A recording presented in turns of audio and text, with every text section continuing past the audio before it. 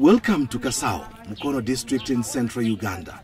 Here, Mariam Nabatanzi is like any other woman if you walked past her. But get to her home and you may be forgiven for thinking this is the boarding section of a school. Nabatanzi is 39 years old and has mothered 44 children already. 38 are alive today. You heard right, 44 children, all delivered normally. Everything here is done massively with near military precision. 22 kilograms of maize or corn flour, 7 kilograms of beans, 2.5 kilograms of sugar. That's the daily feed for this humongous family. I lost count of how many breads they ate. I'm in the middle of a huge operation, feeding operation. It's like a military operation.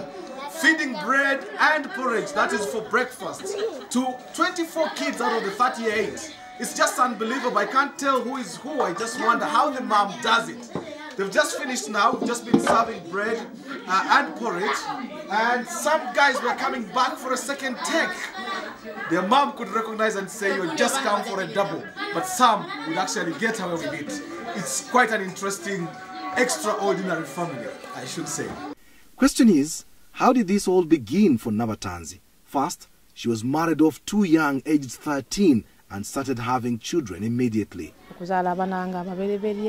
In my heart, I wish to have 6 children. I gave birth 4 times, and on each occasion, I had twins. 8 children were more than what I had bargained for. I went to hospital to ask the doctors to stop me from having babies. The doctors carried out tests and said it would be risking my life if they stopped me. I was too fertile to stop. I went back home and conceived quintuplets.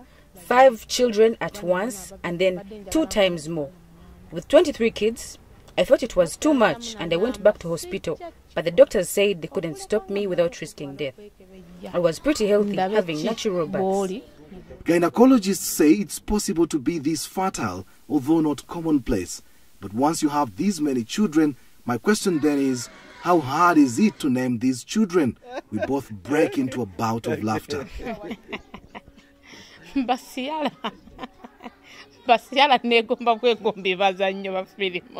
use different names. First, when I started having twins, I bought a book of names.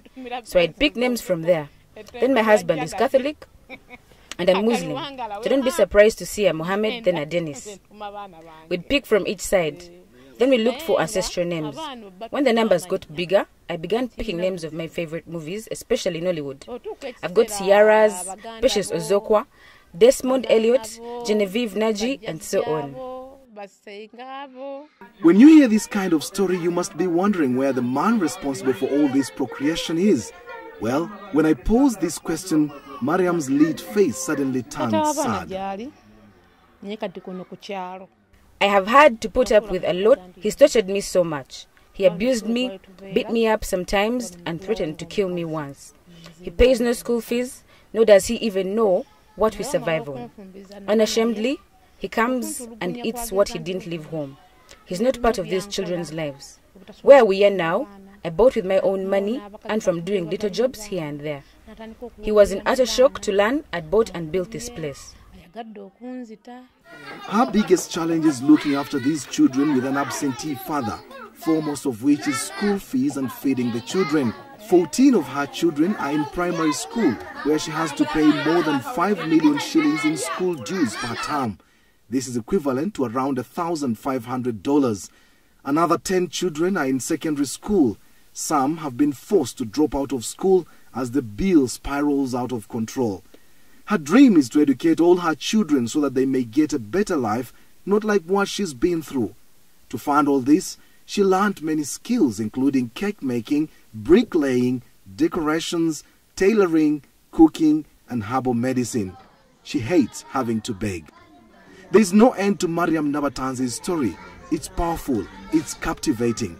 Yet somehow I have to find a way to say goodbye. So what's her message? My